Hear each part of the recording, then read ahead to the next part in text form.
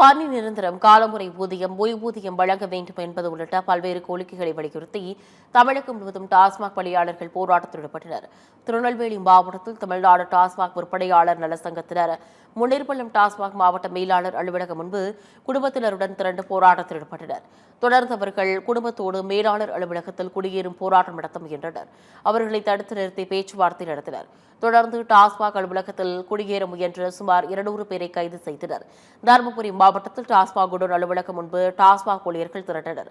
போராட்டத்தில் பங்கேற்றவர்கள் பணி நிரந்தரம் வேண்டும், காலமுறை ஊதியம் வழங்க வேண்டும், காலி மது பாட்டில்களை திரும்பப் பெற திட்டத்தை ஊழியர்கள் மீது திணிக்கக்கூடாது, டாஸ்மாக் கடைகளின் பராமரிப்பு மற்றும் இதர செலவினங்களை நிர்வாகமே ஏற்க வேண்டும் உள்ளிட்ட 4 முக்கிய கோரிக்கைகளை வலியுறுத்தி முழக்கங்களை எழுப்பினர். கிருஷ்ணகிரி மாவட்டம் வேப்பனஹள்ளி அருகே உள்ள பிள்ளன்குப்பம் கிராமத்தில் இயங்கும் தமிழ்நாடு மாநில வாணிப கழகம் முன்பாக கிருஷ்ணகிரி மாவட்ட டாஸ்மாக் பணியாளர்கள் சங்கத்தின் சார்பில் பல்வேறு கோரிக்கை வலியுறுத்தி கண்டன ஆர்ப்பாட்டத்தில் ஈடுபட்டனர். திருவண்ணாமலை மாவட்ட டாஸ்மாக் மாவட்ட மேலாளர் அலுவலகத்தில் டாஸ்மாக் ஊழியர்கள் குடும்பத்தினருடன் குடியேறும் போராட்டத்தில் ஈடுபட்டனர்.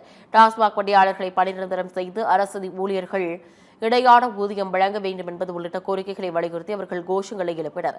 காஞ்சிபுரம் மாவட்டம் ஓரிகை பகுதியில் உள்ள டாஸ்மாக் மாவட்ட மேலாளர் அலுவலகத்தில் மாவட்டத்தைச் சேர்ந்த டாஸ்மாக் விற்பனையாளர்கள் தங்களது குடும்பத்தினருடன் குடியேறும் போராட்டத்தில் ஈடுபட்டனர்.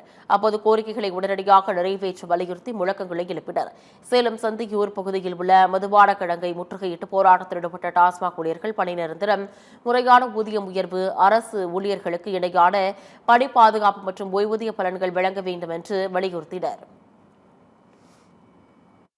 தொடர்ந்து தமிழ்நாடு முழுவதும் இருக்கிற அனைத்து தொழிற்சங்கங்களும் கூடி பேசிட்டு இருக்காங்க.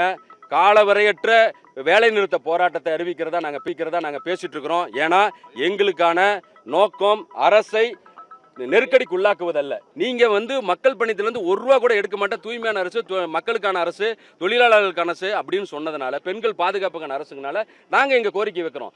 எங்க நம்பி நாங்க இதை செய்யுங்க அப்படின்றத நாங்க இந்த இடத்துல நிக்கிறோம். அதனால தொடர்ந்து செய்வாங்க நாங்க நம்புறோம். அப்படி ஒருவேளை நடக்கலைங்கிற பட்சத்தில் தமிழ்நாடு முழுக்க இருக்கிற தொழிற்சங்கங்கள் கூடி காலவரையற்ற கடையெடுப்பு போராட்டத்தை நடத்துறதா நாங்க அடுத்த கட்டத்துக்கு போகணும்னு நினைக்கிறோம்.